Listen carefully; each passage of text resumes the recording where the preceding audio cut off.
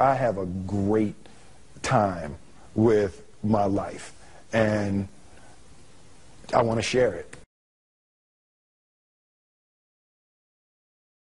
I love living. I think that's infectious. It's something that you can't fake. Greatness is not this wonderful, esoteric, elusive, God-like feature that only the special among us will ever taste. You know, it's something that truly exists in all of us. It's very simple. This is what I believe, and I'm willing to die for it. Yeah. Period. It's that simple. I know who I am, and I know what I believe. I know who I am, I know what I believe. That's all I need to know. And that's all I need to know. So from there, you do what you need to do. Yeah. You know, and I think what happens is we make the situation more complex than it has to be. Because we're looking for complexity. There's got to be something complex to understand. It can't be that easy. No. We didn't grow up with the sense that where we were was where we were going to be. You know, we grew up with the sense that where we were almost didn't matter because we were becoming right. Something greater. The separation of talent and skill is one of the greatest misunderstood concepts for people who are trying to excel, who have dreams, that want to do things. Talent you have naturally. Skill is only developed by hours and hours and hours of beating on your craft. I've never really viewed myself as particularly talented. Where I excel is ridiculous, sickening work ethic. You know, while the other guy's sleeping, I'm working. While the other guy's eating, I'm working. There's no easy way around it. No matter how talented you are, your talent is going to fail you if you're not skilled. Mm-hmm. You know, if you don't study, if you don't work really hard and dedicate yourself to being better every single day, mm-hmm. you'll never be able to communicate with people, with your artistry, the way that you want. So the only thing that I see that is distinctly different about me is I'm not afraid to die on a treadmill. You might have more talent than me, you might be smarter than me, but if we get on the treadmill together, right, there's two things. You're getting off first, or I'm going to die. It's really that simple. One summer, his dad tore down a brick wall on the front of his business and told 12-year-old Will and his 9-year-old brother to rebuild it, a job they said was impossible. It took them 1.5 years, but they did it. And he said, now don't you ever tell me it's something that you can't do. You don't try to build a wall. You don't set out to build a wall. You don't say, I'm going to build the biggest, baddest, greatest wall that's ever been built.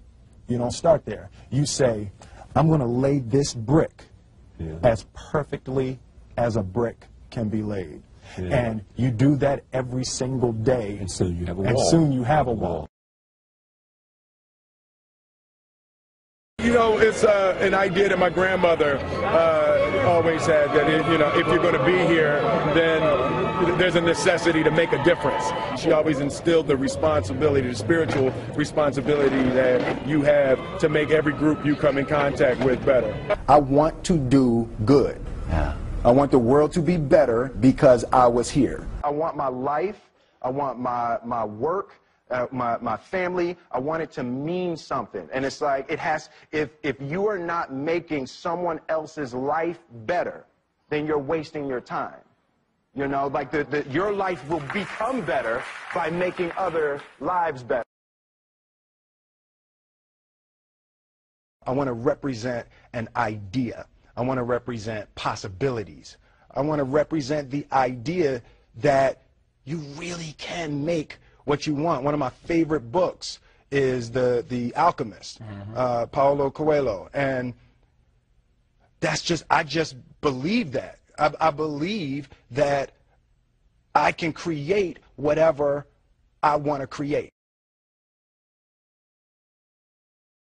The first step before anybody else in the world believes it is you have to believe it. There's no reason to have a plan B because it distracts from plan A. I think that there's a certain delusional quality that all successful people have to have. You have to believe that something different than what has happened for the last 50 million years of history. You have to believe that something different can happen. Confucius said, he who says he can and he who says he can't are both usually right. Being realistic is the most commonly traveled road to mediocrity. Why would you be realistic? What's the point of being realistic? Just put up a barrier. Yeah, I'm going to do it. It's done. It's already done. The second I decide it's done, it's already done. So now we just got to wait for y'all to see. It's unrealistic to walk in a room and flip a switch and lights come on. That's unrealistic.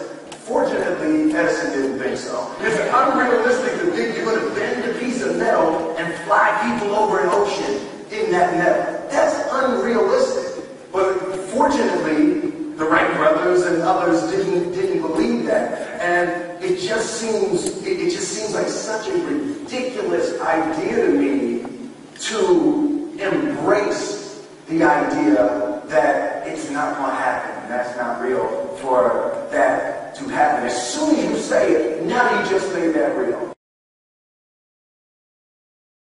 Our thoughts, our feelings, our dreams, our ideas are physical in the universe.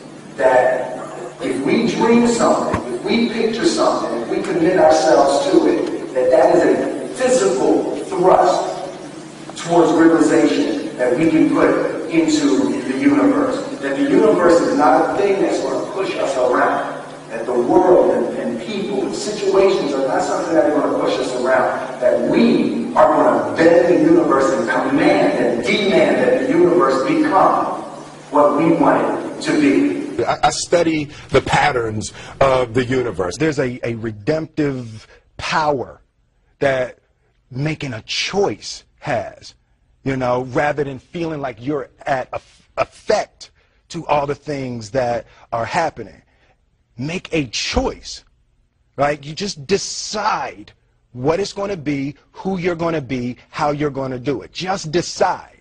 And then from that point, the universe is going to get out your way. It's like it's water. It wants to move and go around stuff, you know. You know, there's a flow of the universe that I've grown to know just how to go with it.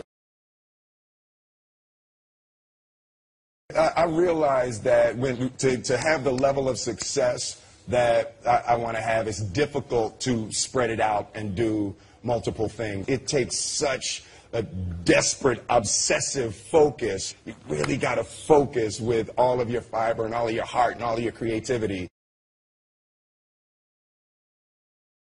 I'm motivated by fear. Fear. You know? Fear of what? Fear of fear. I hate being scared to do something. And I think what developed in my early days was the attitude that I started attacking things that I was scared of. It was Franklin Roosevelt said the only fear you have to fear is fear itself. Absolutely. Remember that? Absolutely. You can't be scared to die for the truth. The truth is the only thing that's ever going to be constant. Don't ever let somebody tell you you can't do something. Not even me. All right? All right. You got a dream, you got to protect it. People can't do something themselves. They want to tell you you can't do it.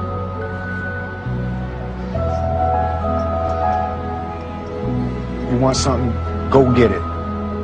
Period.